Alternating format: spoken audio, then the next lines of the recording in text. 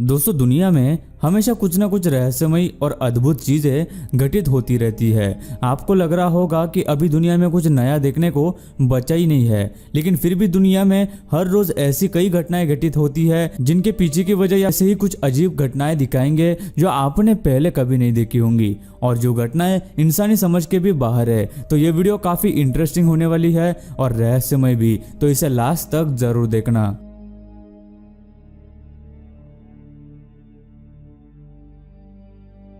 दोस्तों, ऐसे ही और वीडियोस देखने के लिए आप उस लाल कलर के सब्सक्राइब बटन को दबाकर बाजू वाली बेल पर क्लिक करके ऑल का ऑप्शन जरूर सिलेक्ट करें।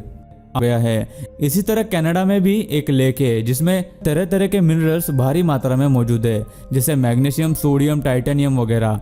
पूरी दुनिया में ये मिनरल्स सबसे ज्यादा इसी जगह पर पाए जाते हैं। इन मिनरल्स का पहले विश्व युद्ध में भी इस्तेमाल किया गया था। गाइस, क्या आपको पता है इंडोनेशिया में स्थित इन लेक्स में मौजूद पानी का रंग अपने आप समय समय पर बदलता रहता है, कभी ब्लू, कभी ग्रीन, कभी ब्लैक वगैरह। ये लेक्स वहाँ के वोल्केनिक इरप्शंस की वजह से फॉर्म हुए हैं। वहाँ के लोगों का मानना है कि इन लेक्स में मरे हुए लोगों की आत्मा रहती है और उन लोगों के कर्मों के हिसाब से इन लेक्स के पानी का रंग बदलता है, लेकिन साइंस इस बात को नहीं मानता।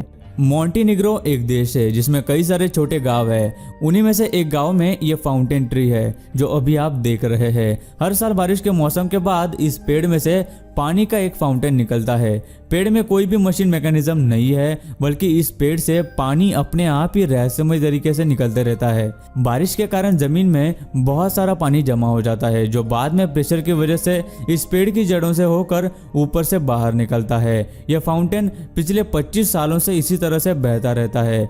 वही कुछ लोगों का कहना है कि यह फाउंटेन ट्री उससे भी ज्यादा पुरानी है। इसके साथ ही यहाँ के लोग इसे बहुत लकी भी मानते हैं। लेकिन सच में ग्रेविटी के अगेंस्ट जाकर किसी पेड़ में से पानी निकलना यह एक रहस्यमय चीज से कम नहीं है। प्लेन को उड़ने के लिए काफी ज्यादा पावर और थ्रस्ट की जरूरत पड़ती है, लेकिन ये कोई बड़ी बात नहीं है क्योंकि टेक्नोलॉजी इतनी एडवांस हो गई है कि ये काम बहुत ही आसान हो गया है। लेकिन इतनी टेक्नोलॉजी के बावजूद प्लेन को हवा में एक जगह पर रुके रहना मुमकिन नहीं है। लेकिन जो वीडियो आप अभी देख रहे हैं उसमें यह प्लेन बिल्कुल हवा में बिना किसी सहारे के एक ही जगह पर किसी हेलीकॉप्टर के जैसे उड़ रहा है। बहुत से हेलीकॉप्टर्स को हवा में एक जगह खड़ा किया जा सकता है, लेकिन वह हेलीकॉप्टर्स भी बिना हिले खड़े नहीं रह सकते, बल्कि थोड़ा थोड़ा तो हिलते ही है। लेकिन ये प्लेन जरा भी नहीं हिल रहा। ये सच में एक सोचने वाली बात है।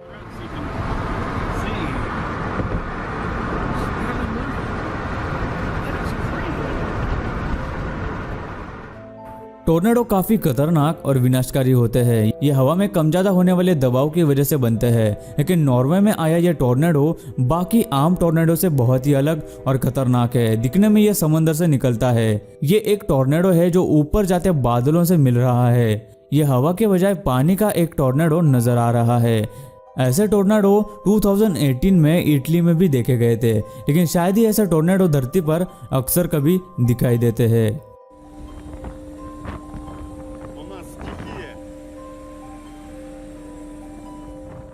दोस्तों, कैमरा में रिकॉर्ड की गई ऐसी कई घटनाएं हैं जो शायद आज भी इंसानी समझ के बाहर है, लेकिन उनमें से कुछ घटनाएं ऐसी भी है जो दिखने में बहुत अजीब होती है, लेकिन हमें बाद में उनके पीछे का कारण पता चलता है। जैसा इस वीडियो में आसमान में एक अजीब सी रिंग की तरह से कोई चीज आपको दिखाई दे रही है जो बिल्कुल भी नॉर्मल नहीं है।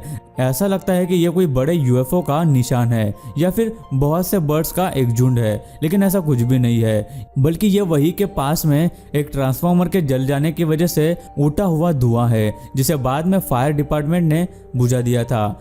इसकी वजह से 3000 लोगों के घरों की बिजली कई घंटों के लिए चली गई थी और इस उठे हुए धुएं की रिंग को लोग अजीब सी चीज समझने लगे। लेकिन अब जो आप वीडियो देखने वाले हैं वो दिखने में किसी मूवी का सीन लगता है, लेकिन ये एक बहुत ही सच्ची और अजीब घटना है जिसे साइंटिस्ट क्लाउड बर्स्ट भी कहते हैं। ये एक तरह से बारिश है जो सब जगह न होकर कुछ ही पर्टिकुलर जगह पर बादल फटने से बरसती है। उसी तरह शायद आपने आज तक कभी बारिश का किनारा या फिर एंड नहीं देखा होगा, तो ध्यान से देखिए इस वीडियो को।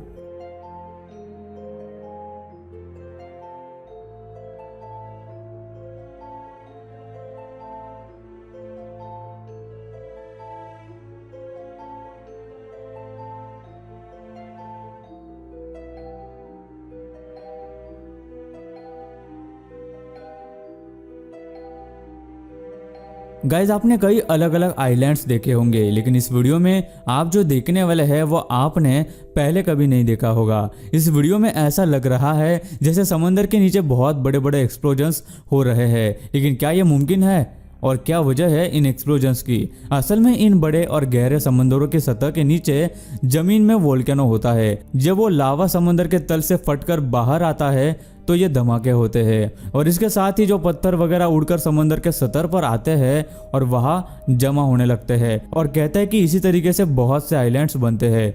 दुनिया में ऐसे कई सारे आइलैंड्स हैं जो इन वोल्केनिक इरप्शंस की वजह से बने हैं, जिनके बारे में बहुत ही कम लोगों को पता है। अजीब घटनाएं दुनिया भर में घटती रहती है, लेकिन अभी आप जो वीडियो देखने वाले हैं वो देखने में आपको एक नॉर्मल से अर्थक्वेक जैसा लग रहा होगा, लेकिन ये उससे भी खतरनाक हो सकता है। इसे सिंकहोल भी कहते हैं। कुछ लोगों का मानना है कि यह जमीन के नीचे होने वाले छोटे भूकंप की वजह से होता है, तो वही कुछ लोग ये मानते हैं कि ये खराब रोड को बनाने की वजह से होता है। लेकिन रिसर्चर्स ने इन बातों को मानने से इनकार किया है और कहा है कि ये होल्स भूकंप से काफी अलग है, क्योंकि भूकंप आने से पहले लोगों को सावधान किया जा सकता है, लेकिन ये सिंकहोल कब कहाँ कैसे फॉर्म हो जाए ये कोई बता नहीं सकता। उसी तरह वाटर सिंकहोल्स भी है, लेकिन ये नॉर्मल सिंकहोल्स से और भी ज्यादा खतरनाक माने जाते हैं, क्योंकि सिंकहोल्स के मुकाबले वाटर सिंकहोल्स काफी बड़े होते हैं और ज्यादा नुकसानदायक साबित हो सकते हैं।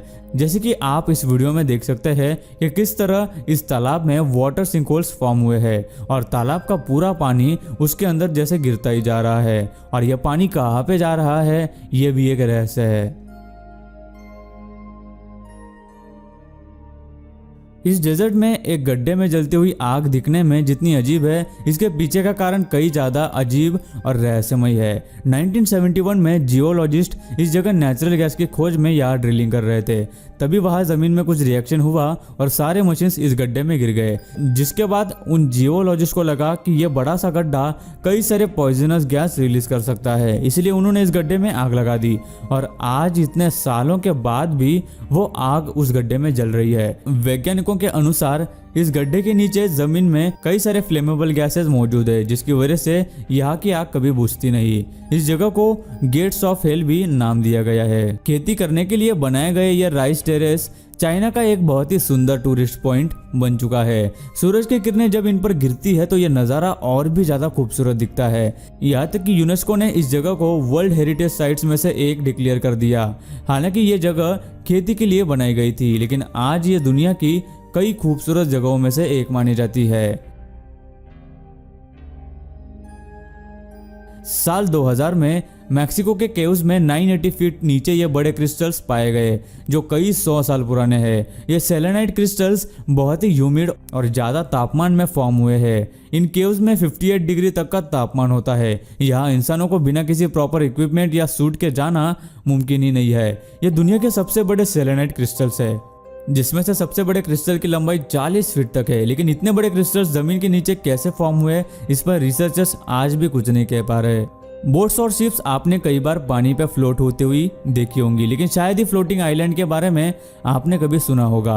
वीडियो में आप जो फ्लोटिंग आइलैंड देख रहे हैं वो शायद सुनने या देखने में अजीब लगे, लेकिन ये आइलैंड कई सालों से फॉर्म हुआ है। असल में इसके फॉर्म होने का कारण एक भूकंप है, जिसके बाद ये पूरा आइलैंड बाकी के जमीन से अलग हो गया और तभी से ये आइलैंड एक फ्लोटिंग आइलैंड के नाम से मशहूर है। लेकिन एक पानी के ऊपर बिना किसी सहारे के तैरता हुआ ये आइलैंड वैज्ञानिकों के लिए भी एक अद्भुत चीज है। देखा जाए तो यह आइलैंड डूब जाना चाहिए था, लेकिन फिर भी पानी के ऊपर बराबर कई सालों से ये तैर रहा है।